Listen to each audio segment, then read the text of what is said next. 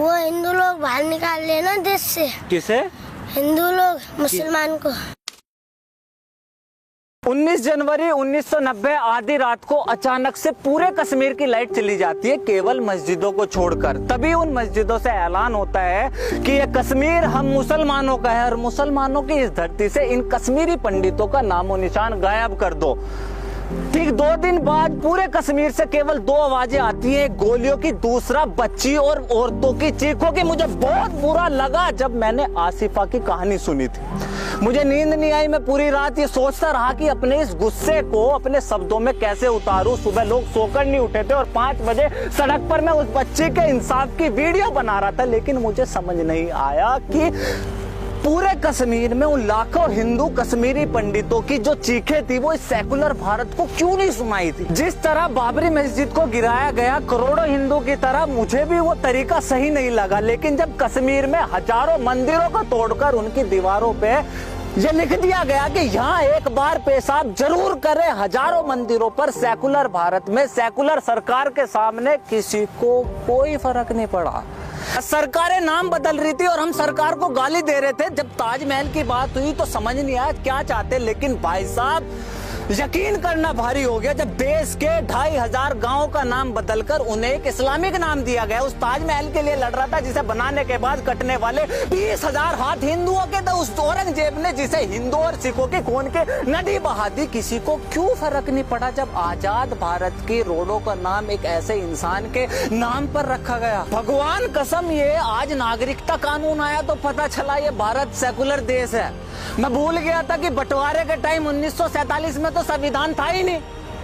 ये हिंदू ही भाई थे जिन्होंने कहा था कि मुसलमान भी हमारे भाई है, जो इस देश में रहना चाहता है वो रह सकता है। आज उसी हिंदू से ये पूछा जा रहा है, भाई साहब ये हिंदुस्तान का तेरे बाप का है? पहले बाबर, फिर हुमायूं, फिर अकबर, जहांगीर, शाहजहां, औरंगजेब, उसके बाद अंग्रेज, उसके बाद बंटवारा, उसके बाद इन राजनीतिक पार्टियों की 70 साल की नीतियों ने इस देश के हिंदुओं के चुत्तड़ मारने के अलावा और कुछ नहीं करा। और अब मुझे कोई ये समझाएगा कि इस CAA और NRC में किसी भी हिंदू का क्या लेना देना है? सबसे पहले तो बहन का टोपा, ये नागरिकता कानून है क्या? मुसलमानों को छोड़कर बंटवारे के समय पाकिस्तान, अफगानिस्तान और बाद में बांग्लादेश में भारत का जो भी नागरिक रह गया था, बाद में प्रताड़ित हुए, जान बचाकर भारत वापस आ गए। आज 70 साल बाद उसे भारत की नागरिकता दी जा रही है। चूंकि इन 3 देशों में भारत के मुसलमान नहीं रहते, इसलिए इस कानून से मुसलमानों को बाहर रखा गया है। लेकिन सवाल यह है कि सरकार CAA कानून ला क्यों रही है? वेस्ट की दुनिया मुसलमानों को एक रेडिकल इस्लाम और आतंकवाद की नजर से देखती है, लेकिन केवल एक भारत का ही मुसलमान ऐसा है जिसे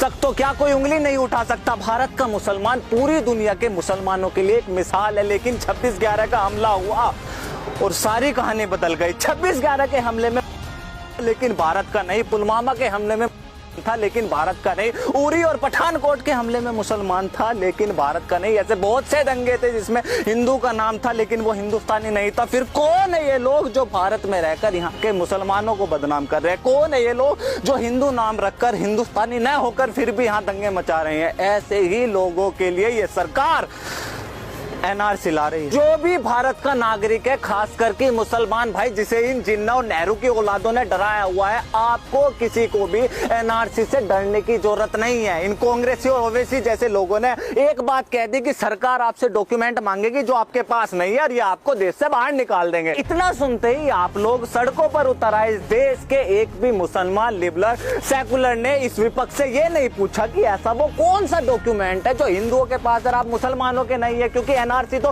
हिंदुओं पर भी लागू होगा। 70 साल तक इस सरकार ने गरीबी हटाओ, देश बचाओ का नारा दिया। 70 साल तक अपने आप को एक मुसलमानों की सरकार बताई और आज 70 साल बाद यही सरकार मुसलमानों कह रही है कि आप पे एक ऐसा दस्तावेज नहीं है जो आप अपनी नागरिकता साबित कर दो। ऐसे पाखंडी घुसपैठी सरकारों पर आप सड़क पर आ रहे हैं। मुझे पता है ये गुस्सा बहुत सारी चीजों का है। गरीब को घर घर में बिजली, चूल्हे की जगह सिलेंडर, सभी को बैंक खाते, गांव में सुविधा, व्यापारियों को GST, किसानों को सब्सिडी और देश को सही मायने में कश्मीर। मुझे पता है गुस्सा किन चीजों का है। सबसे पहले तो CAA इस देश के किसी भी मुसलमान की नागरिकता नहीं छीनता। दूसरा, हर देश का अपने एक रजिस्टर होता है जिसमें उस देश के नागरिकों के नाम होते हैं। उस रजिस्टर को देश का NRC रजिस्टर बोलते हैं। NRC केवल मुसलमानों के लिए नहीं बल्कि देश के हर एक नागरिक के लिए। तीसरा, अभी सरकार ने इस देश में एनआरसी लागू नहीं किया। कौन से दस्तावेज लिए जाएंगे, कितने साल पुराने होंगे, लाइन लगेगी या नहीं लगेगी, कितना खर्च आएगा, अभी तो सरकार ने इन सब चीजों का जिक्र ही नहीं करा। जो चीज अभी आई नहीं, लागू नहीं हुई, दिशा निर्देश नहीं मिले, उस चीज के लिए पिछले 10 दिन से इस पूरे देश में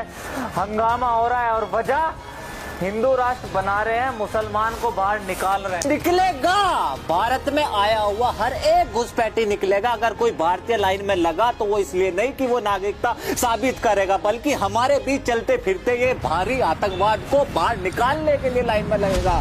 और लाइन में लगने का डर उसे होता है जो तारों के नीचे से आते हैं। मैं वो हिंदू हूँ जिसकी माँ संग की आवाज पर उठती और अजान पर घर में रोशनी करती है। मैं वही हिंदू हूँ जिसे आप पूछ रहे थे कि हिंदुस्तान क्या तेरे बाप का है।